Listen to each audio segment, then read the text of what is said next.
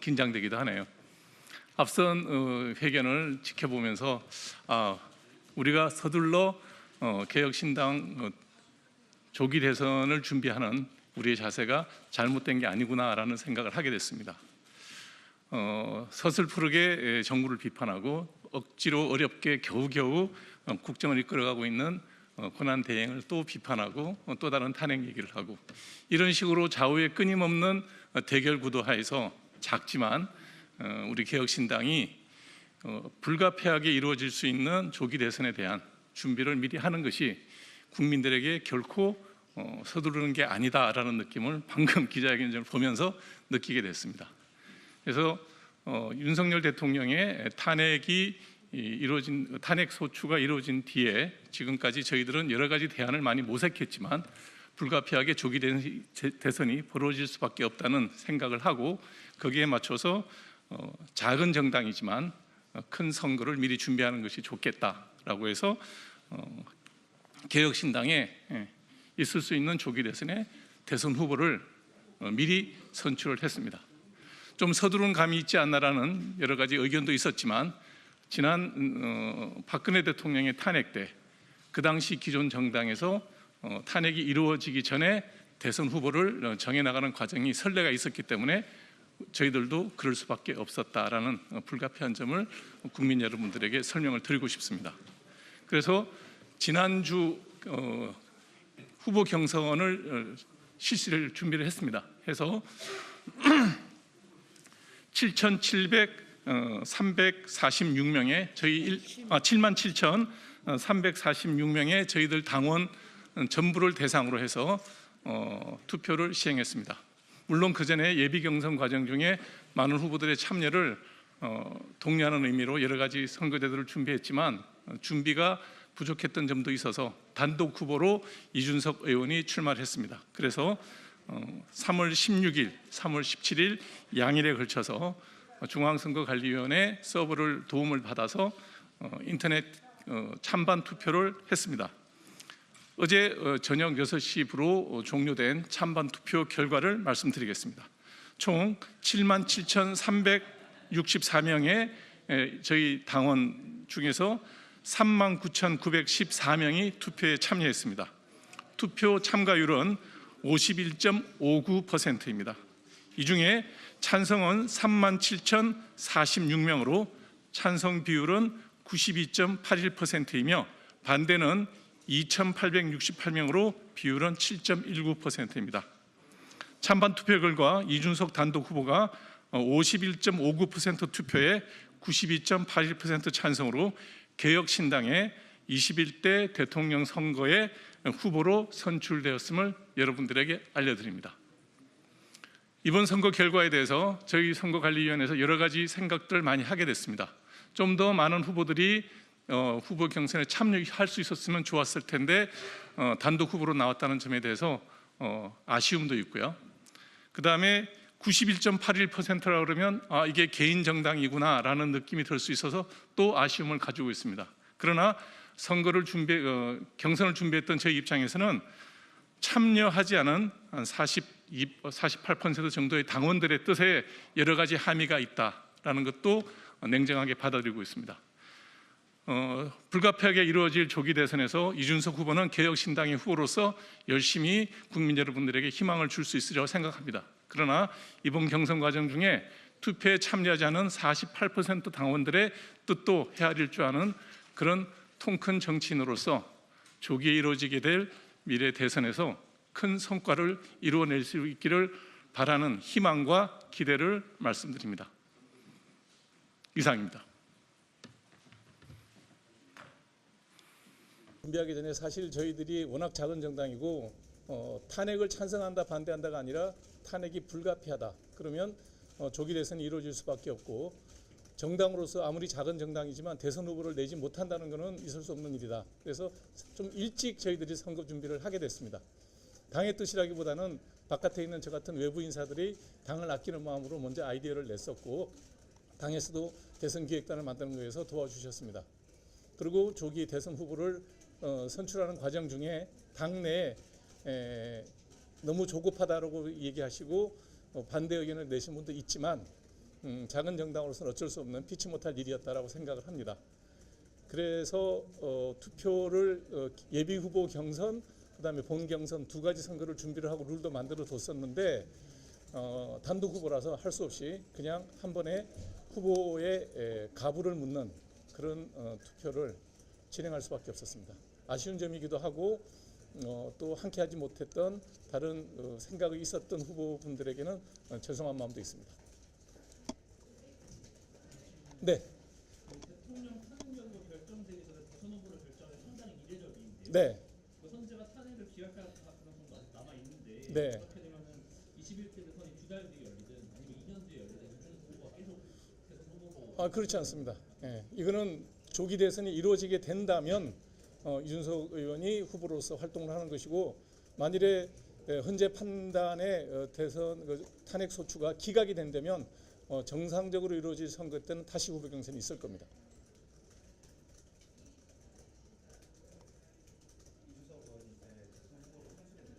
네.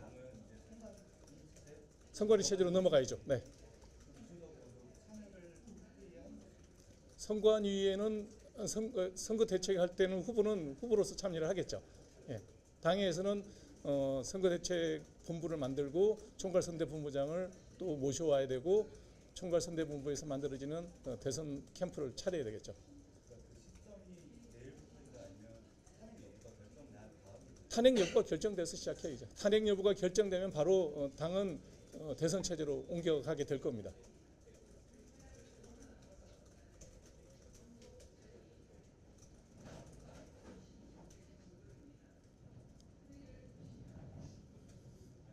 다른 질문 없으신가요? 그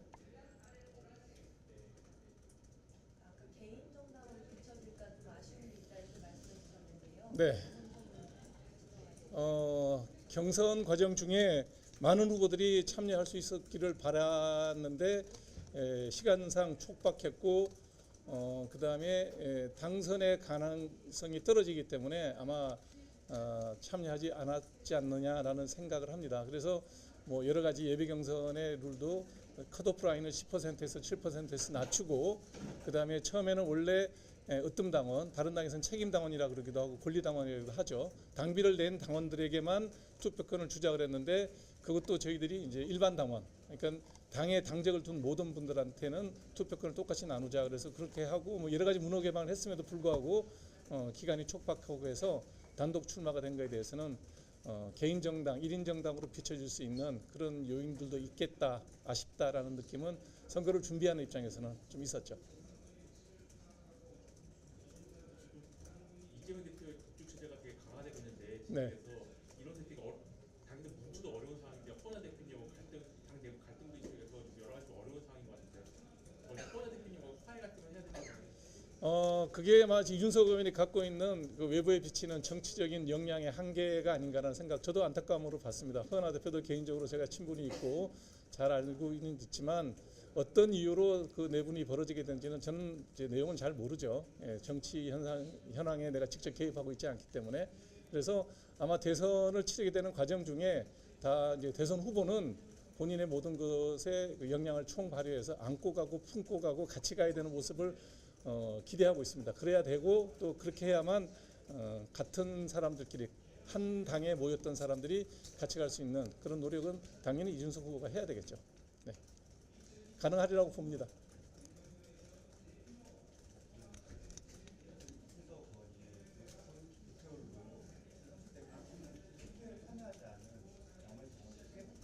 그렇죠.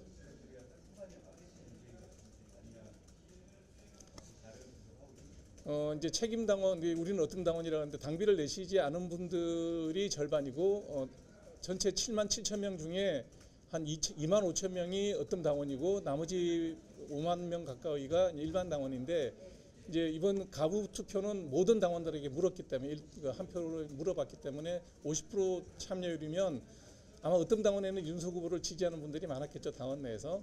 그렇긴 하지만 일반 당원도 50% 가까이 지지를 보내줬다는 것에 대해서 고맙게 생각하고요. 다만 여기서 이제 표의 의미라는 것은 후보가 된 사람이 해석을 해야 되겠지만, 선거 관리를 했던 그 책임자로서 느끼면 뭐냐면 48%의 적극적이지 않은 당원도 있었다. 당연히 될 거라고 생각하고 투표를 하지 않은 분도 있겠지만 이거는 나는 적극적으로 지지할 수 없다고 하는 부정적 의미의 기권자도 있었을 거라고 저는 분명히 생각합니다. 그 이 48%의 의미를 이준석 후보는 냉정하게 받아들이고 본인이 그런 분들을 더 설득하고 다음에 일반 국민들이나 유권자분들에게도 본인이 갖고 있는 정치적 역량과 그게 부족하다고 생각되는 부분들을 잘 채울 수 있는 조력자들을 많이 모시는 것이 이준석 후보가 해야 될 또 큰 책무가 아닌가라고 생각합니다.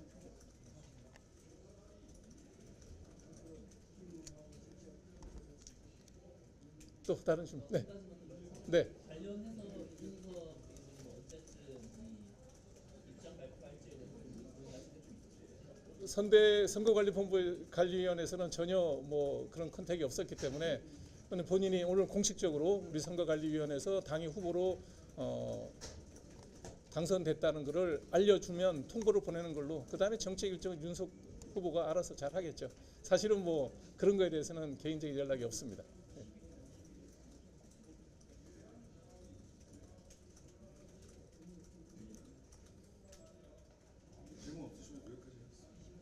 제가 마지막으로 여러분들에게 한 말씀 드리고 싶은 건 뭐냐면 저는 정치인도 아니고 또 선거에 참여할 의사도 없는 사람이고 어떤 공적에도 나서지 않을 사람이지만 대한민국의 미래에 대해서는 걱정을 굉장히 많이 하는 기득권 세력 어떤 의미에서 의사라는 게 그렇게 보이잖아요. 그런 사람이 왜 정치에 나서서 이런 일을 하느냐라는 게 궁금해할 수 있을 것 같아서 좀 말씀을 드리겠습니다.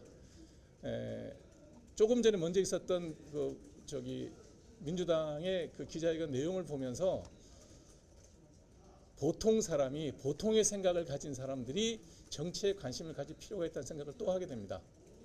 자, 지금 현재 최상목 권한대행의 대행이죠. 최상목 부총리의 그 역할에 대해서 부족하다고 생각하고 미진하다고 생각하는 사람도 있을 거예요. 그 다음에 최상목 대행에 대해서 또 힘들게 고생하고 있다고 생각하는 사람도 있을 거예요. 그런데 길지 않은 시간 안에 어떤 헌법재판소의 판결이 내려질 것이고 그 과정 중에 다음 선거는 준비가 될 거고 오늘 기각된다 그러면 윤 대통령이 다시 복귀를 하긴 하겠지만 헌정체제는 다시 정상적으로 돌아올 거예요. 길지 않은 시간입니다. 1, 2주 안에 결론이 나올 거예요. 그 시간을 못 참아서 저렇게 날선 비판을 또 하고 탄핵을 또 다시 얘기하는 걸 보면 이거는 저는 우리 정치에 대해서 너무 냉혹하다.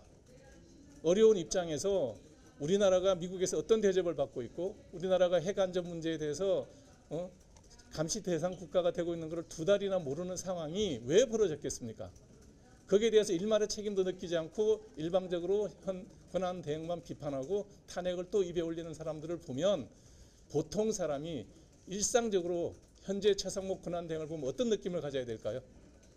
없는 힘을 가지고 최선을 다해서 노력하고 있다. 좀 부족하더라도 참고 견뎌주자. 이게 일반인의 시선이 아닌가 하는 생각이 듭니다. 이건 개혁신당하고 어떠하고 상관없어요. 제가 이 자리에 서서 할 수 있는 기회가 있으니까 말씀을 드리는 거예요. 그런 생각을 하는 사람들이 남들이 볼 때는 좌도 아니고 우도 아니고 흰색도 아니고 검은색도 아니고 회색으로 보일 겁니다. 기회에 따라서 언제든지 변한다. 이런 생각을 가질 수도 있을 거예요. 그러나 보통의 사람은 그런 거에 대해서 좀 기다려주자, 참고 보자 이런 생각을 하는 사람들이 다수가 있다고 저는 생각합니다. 그런 대안을 모색할 수 있는 정당이 어디냐? 저는 현재로서는 개혁신당밖에 없다고 생각하고 작은 정당이지만 제가 돕고 있는 겁니다.